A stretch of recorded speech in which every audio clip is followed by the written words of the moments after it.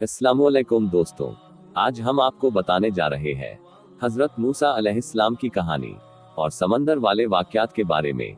हजरत मूसा अलैहिस्सलाम अल्लाह के सबसे प्यारे नबियों में से एक नबी थे।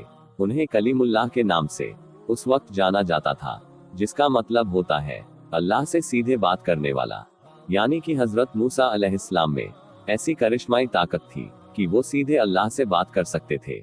हजरत मूसा अलैहिस्सलाम की कहानी का जिक्र कई हदीसों में आया है। आज हम कोशिश करेंगे कि आपको ज्यादा से ज्यादा हजरत मूसा अलैहिस्सलाम के बारे में बता सके, लेकिन इससे पहले आप लोगों से गुजारिश है, नाजरीन, हमारे चैनल नबी की हदीस को आपके सपोर्ट की बहुत सख्त जरूरत है।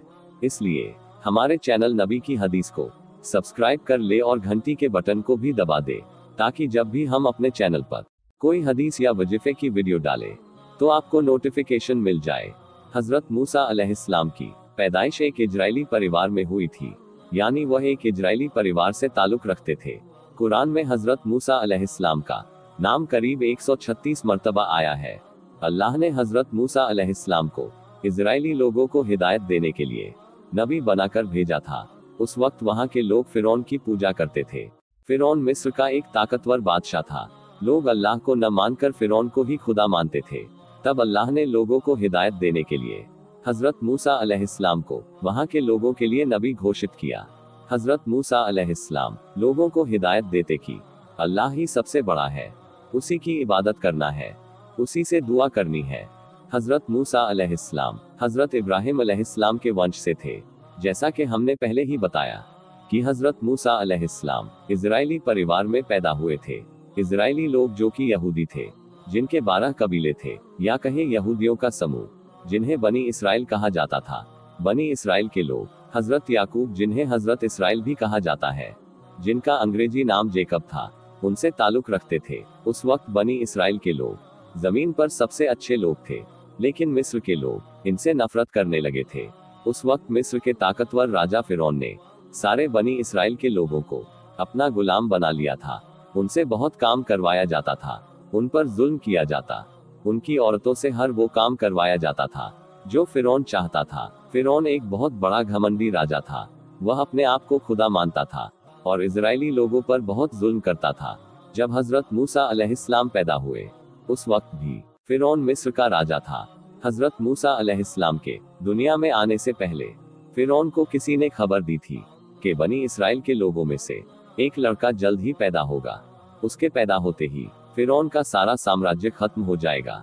ये बात सुनकर फिरौन घबरा गया और उसने अपनी सेना को आदेश दिया कि हर बनी इसराइल के घरों की तलाशी करो और जहां बच्चा दिख रहा है उसे मार दो। फिरौन सिर्फ बेटों को मारना चाहता था, बेटियां होने पर वह उन्हें छोड़ देता था।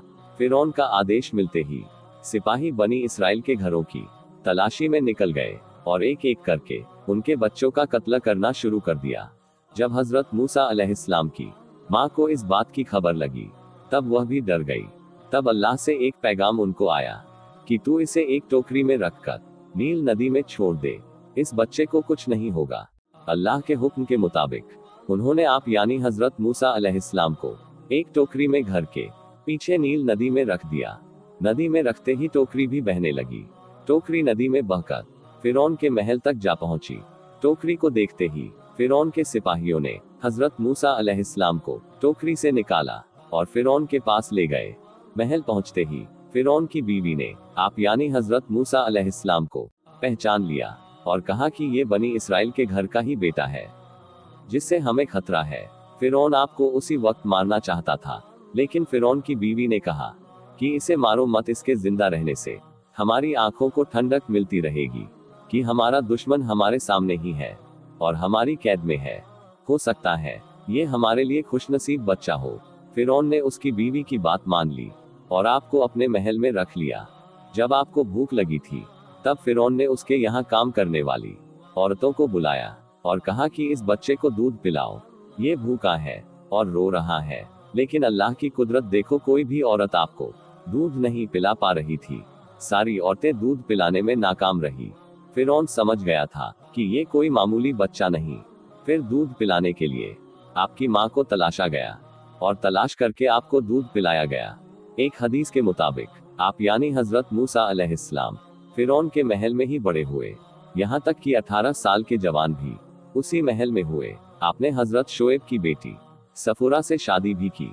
हजरत मूसा अलैहिस्सलाम ने बड़े होकर लोगों को समझाया कि फिरौन की पूजा करना बंद करो और एक अल्लाह की इबादत में यकीन करो। एक हद तक लोग उनकी बात मान भी गए थे। उसी दौरान मिस्र में भयंकर अकाल पड़ा था। लोग कई बीमारियों में मुब्तला हो गए थे।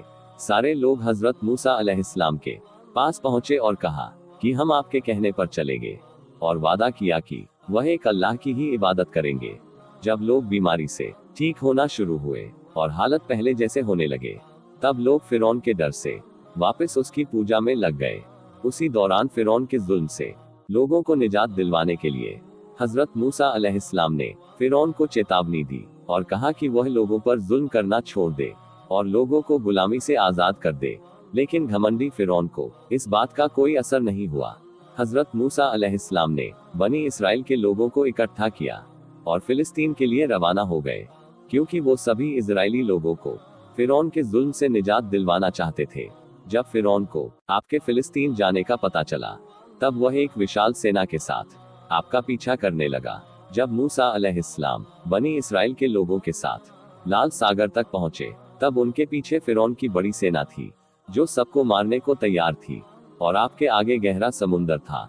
बनी इसराइल के लोगों ने मान लिया था कि अब फिरौन उन्हें मार देगा। इतने में हजरत मूसा अलैहिस्सलाम ने अपनी छड़ी को समुद्र के पानी पर मारा। तभी आपके सामने समंदर में एक सूखा रास्ता बन गया और समंदर का पानी अलग अलग हो गया और बीच में सूखा रास्ता बन गया। हजरत मूसा अलैहिस्सलाम और बनी इसराइल के लोगों ने रास्ता पार कर लिया। फिरौन भी उसी रास्ते पर अपनी सेना को लेकर आगे बढ़ने लगा। तभी अचानक से रास्ता बंद हो गया और फिरौन और उसकी सेना समंदर में डूबकर मर गई।